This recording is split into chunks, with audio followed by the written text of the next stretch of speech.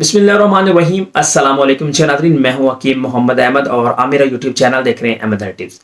अगर आपको माहवारी के आखिरी वाले दिनों के अंदर साइन एंड सिम्टम दिखते हैं कि जैसे आपको प्रेगनेंसी हो चुकी है और उसके बाद जब आप टेस्ट करते हो तो टेस्ट आपका नेगेटिव आता है, पॉजिटिव नहीं आता, तो ये वीडियो आपके लिए बहुत ज़्यादा ज़रूरी है। इस वीडियो के अंदर मैं आपको लास्ट वाले 10 दिनों के अंदर फॉलो करने वाली कुछ ऐसी टिप्स देने जा रहा हूं जिसके जरिए आपकी प्लानिंग फेल नहीं होगी और आप जल्द अज जल्द कंसीव कर लोगे। लास्ट के अंदर आपको वैसी ही बोनस टिप देने जा रहा हूं जैसी मैंने गर्मियों के अंदर बोनस टिप शेयर की थी, हेयर वॉश टिप, जिसके जरिए बहुत ज्यादा खवातीन ने कंसीव भी किया था। कुछ सक्सेस स्टोरी मैंने इस चैनल के ऊपर भी शेयर की हुई है। इस वीडियो के अंदर आपको इम्प्लांटेशन को सक्सेसफुल करने के लिए कुछ टिप्स देने जा रहा हूं।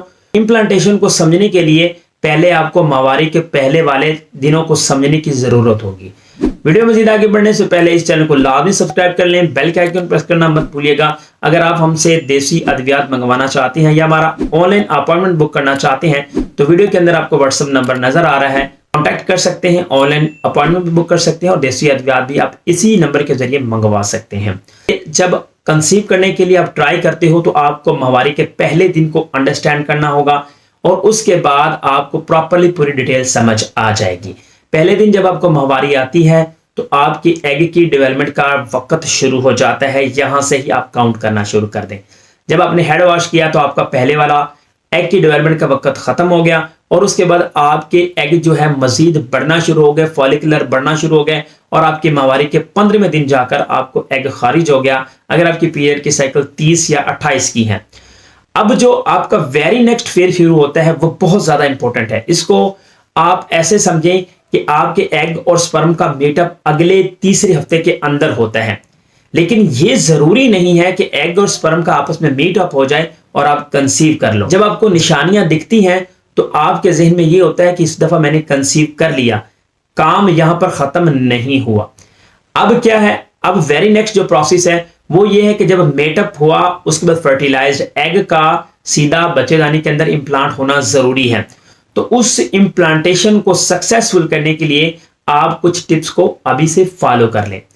पहले नंबर पर हम डाइट को समझ लेते हैं। आपको कौन कौन सी ऐसी डाइट लेनी चाहिए जो कि आपके इम्प्लांटेशन को सक्सेसफुल करती है। आपने अनार का इस्तेमाल करना है। अनार अगर आप रॉ इस्तेमाल करना चाहते हो एक अनार इस्तेमाल करें।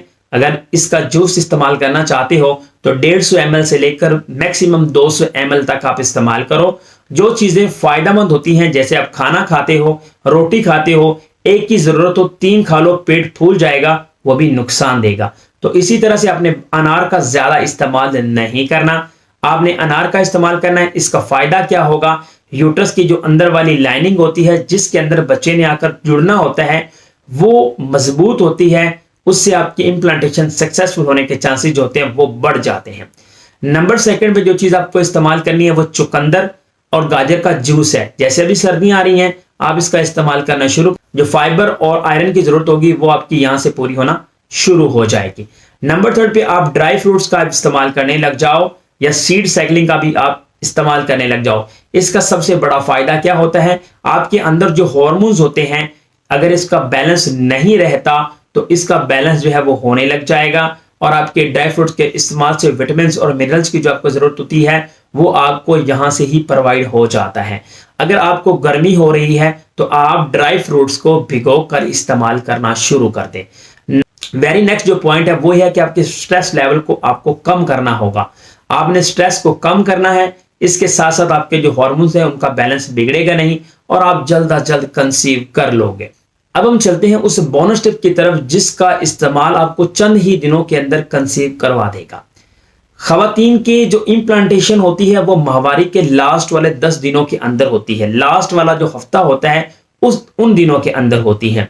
लेकिन होता क्या है कि जो आपके पांव के तलवे हैं इनका डायरेक्ट कनेक्शन होता है आपकी यूट्रस के साथ। अगर आपकी यूट्रस ठंडी रहेगी, जैसे सर्दियां आ रही हैं, तो ठंडी यूट्रस की वजह से आपकी जो इम्प्लांटेशन के चांसेस होंगे वो बहुत कम हो जाएंगे। एक तहकीक के मुताबिक आपका जो कनेक्शन होता है पांव के तलवों का उसका होता है आपकी यूट्रस के साथ। अगर आपकी यूट्रस गर्म रहेगी, गर्म खून प्रोवाइड होगा, मुहैया किया जाएगा यूट्रस को, तो आपका इम्प्लांटेशन का जो सक्सेस रेट है वो बहुत ज़्यादा बढ़ जाएगा। सर्दियां आ रही हैं, ख़वातीन एहतियात नहीं करती, जो उनकी यूट्रस होती है वो ठंडी हो जाती है पाँव की तलवों की वजह से। अगर आपके पाँव के तलवे ठंडे होंगे तो आपकी यूट्रस भी ठंडी होगी, आपको कंसीव करने में दिक्कत आएगी, क्योंकि आपकी यूट्रस ठंडी होगी, उतना खून प्रोवाइड नहीं होगा जितना ज़रूरत होती है। अब पाँव के तलवों को गर्म रखने के लिए जो चीज़ इस्तेमाल करनी चाहिए वो आप जुराबों का इस्तेमाल कर सकते हो। आप जुराबों को रात को सोते हुए भी कैरी करो, इससे आपके जो पाँव होंगे उसके तलवे गर्म रहेंगे और उसके साथ आपकी यूट्रस भी गर्म रहेगी और आप जल्द अज जल्द कंसीव कर सकते हो।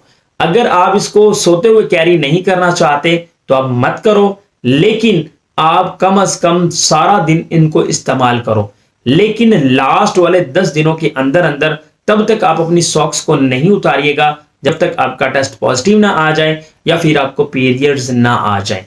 आपने रिलेशन बनाना है, फर्टिलाइजेशन के बाद इम्प्लांटेशन के दिनों में आपने जुराबों का इस्तेमाल करना है, सॉक्स का इस्तेमाल करना है। इंशाल्लाह बहुत जल्दी आप कंसीव कर लोगे। Thanks for watching Ahmad tips. वस्सलाम।